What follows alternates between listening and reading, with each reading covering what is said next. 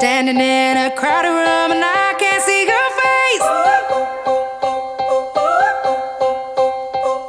Put your arms around me, tell me everything's okay. Il-kantanta Ingliża ta' fama internazzjonali Jess Glynne hija l-ewwel artista konfermata għall-Isle of MTV Malta ta' din is-sena. Avveniment li din is-sena se jiċċelebra l-10 edizzjoni tiegħu f'pajjiżna u se jittella fit-28 ta' Ġunju, lejlet festa pubblika. Glynne kienet mistennija tkun f'pajjiżna għall-Isle of MTV is-sena li għaddiet, xi ħaġa li però kellha tikkanċella minħabba raġunijiet ta' saħħa. Fil-konferenza tal-aħbarijiet li fiha tħabbar l-isem ta' din l-ewwel artista, tnediet ukoll kampanja ta' branding għal dan l-avveniment.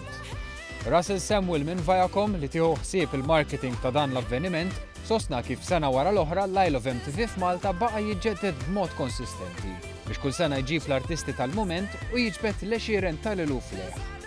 Dan f'pajjiż li joffri l-kundizzjonijiet ideali għal dan l-ikbar avveniment tas-sajf ta' MTV fi sħubija b'saħħitha ma' entitajiet lokali li jgħinu biex jintlaħaq dan is-suċċess.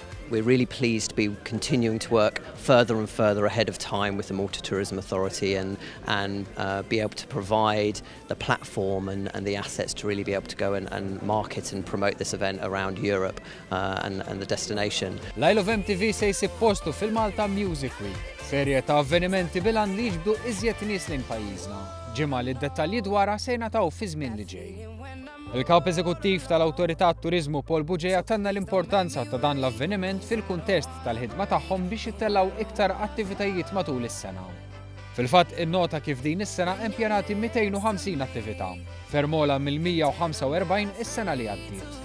Il-Ministru għat-Turizmu Edward Zammit Lewis innota kif il-kampanja mnedija daqstant kmieni iktar minn 4 xhur qabel se tagħti opportunità ikbar għal promozzjoni iktar b'saħħitha mis-snin ta' qabel kif ukoll tagħti l-opportunità lil partijiet interessati u s-settur privat jippjanaw bl-aħjar mod kif jistgħu jisfruttaw avveniment ta' dan il-kobor. Avveniment li jkabbar il-profil turistiku ta' pajjiżna u jkompli jitfal il-pajjiżna fiċ-ċentru ta' avvenimenti kbar, kif ukoll joffri opportunitajiet interessanti mill-perspettivi ekonomiċi u soċjali. Fejn tħabbar li se tingħata xi għajnuna lill-lokalità tal-Furjana permezz ta' tisbieħ tal-lokalità għal pis li jintrefa' f'dan l-avveniment.